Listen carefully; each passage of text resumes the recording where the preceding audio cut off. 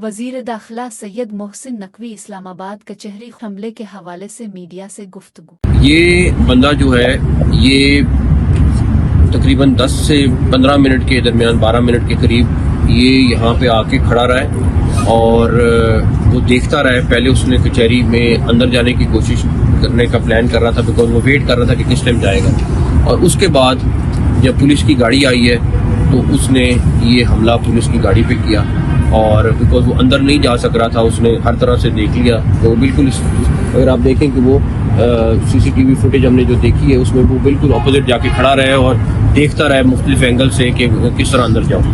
तो आपको पता है यहाँ पे कचहरी में हर बंदा जो जाता है उसकी चेकिंग होती है, तो उस लिहाज से वो अंदर नहीं जा सका। तो उसने फिर अपना नेक्स्ट टारगेट जो है वो पुलिस की गाड़ी को बनाया। तो ये अब हमने पहली प्रायोरिटी में हम कोशिश कर रहे हैं कि उसको आइडेंटिफाई करें वो कौन है। मैं आपको श्योर कराता हूँ कि हम अगले चंद घंटों में इसको आइडेंटिफाई कर लेंगे और इस टाइम आईजी साहब और हमारी बाकी टीमें, चीफ कमिश्नर, हम सारे इस टाइम इसी काम पे लगे हैं कि इसको हर सूरत में हमने ट्रेस करना है कि बंदा कहाँ से आया है और बाकी उसकी डिटेल्स क्या है।